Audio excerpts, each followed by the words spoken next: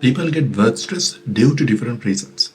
For example, workload, role ambiguity, lack of control, poor management, interpersonal issues, job insecurity, work environment, inadequate resources, work-life balance, organization culture, technological pressure, lack of resources. May I ask you, what is your frequent stress builder? According to my training experience, many people tell me they get stressed when they feel like they don't have adequate resources. This includes the time. For example, they do have a target to achieve, they do have an object to accomplish. They feel stressed because they feel like they don't have adequate time period to achieve that objective or the target. Therefore, in this video, I'm going to share with you how to execute your task within given the time frame.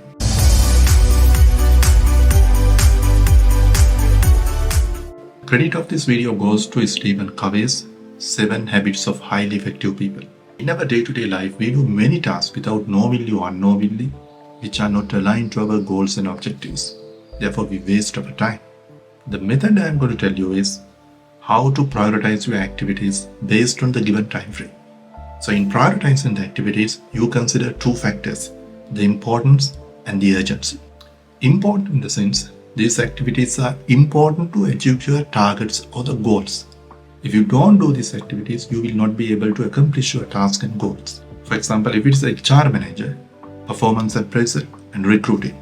If it is a sales manager, you should be following up and prospecting. Urgent tasks mean those activities demand your attention. For example, maybe your phone rings. Sometimes it may be an important call, sometimes it may be an unimportant call. Based on these 2 factors, urgent and important, we can categorize all the activities into 4 quadrants. Activities in these quadrants are urgent and important. For example, pressing deadlines, crisis situations. In this quadrant, activities are involved with for your long-term success. It will help them to achieve your goals in the long term. For example, developing the skills to use a particular software. It is not urgent, but in the long run, it will give you a lot of benefits. Activities in these quadrants are not aligned with your goals. Those activities demand your attention. For example, imagine a situation one of your buddies asks you to come tonight for dinner. It may be not aligned with your goals, but it is urgent. These activities are neither urgent nor important. For example, watching irrelevant, useless YouTube videos. Now, this is the activity that you have to do. Write down all the activities that you are doing on a daily basis from morning to evening. So once you have written down all the activities, you have to put these activities into these 4 quadrants. You have to evaluate them based on the importance and based on the urgent. Importance in the sense, remember that it should align with your goals and objectives. Those activities should be helpful for you to achieve your organization goals and the targets. Now we'll go to the results. If majority of your activities are fall into quadrant number 1, you are really stressful. You feel tired mentally and physically. You always in conflict resolution or firefighting. You are in the quick temper.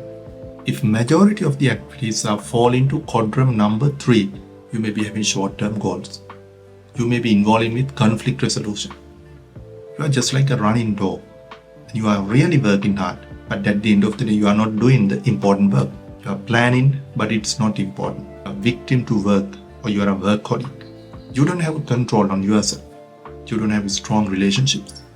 If the majority of your activities are fall into quadrant number 4, you are irresponsible. You do the work just to survive. You are nearly to fire. You depend on others. If the majority of your activities are fall into quadrant number 2, you are really lucky. You are having a clear vision in your life. You maintain work-life balance. You have a self-discipline. You have a self-control. You are having minimum conflicts. Now it is obvious you have to pile up most of the activities in the quadrant number 2. How can you do that? You just want to avoid the activities which are fall into quadrant number 3 and quadrant number 4. I'm going to share with you very powerful 2 ways. One of the ways that you can do is you have to have the pleasant no. In many a times, whatever the activities fall into quadrant number 3, you have to say no. You have to reject pleasantly without hurting the other person. According to our own example, if one of your best buddies is asking for a dinner tonight, what you can do is very pleasantly you can tell him, today I can't come because the reason is I'm having a lot of work to do, so therefore I will be meeting you on another day. There is another way that you can get rid of the activities in this quadrant. You can delegate these activities or you can outsource these activities. The second powerful way that you can pile up the activities on quadrant number 2 is develop powerful habits. So if you develop a very powerful habit and if you do it in daily basis, it will improve your personal life, it will improve your professional life. So you have to ask a very powerful question.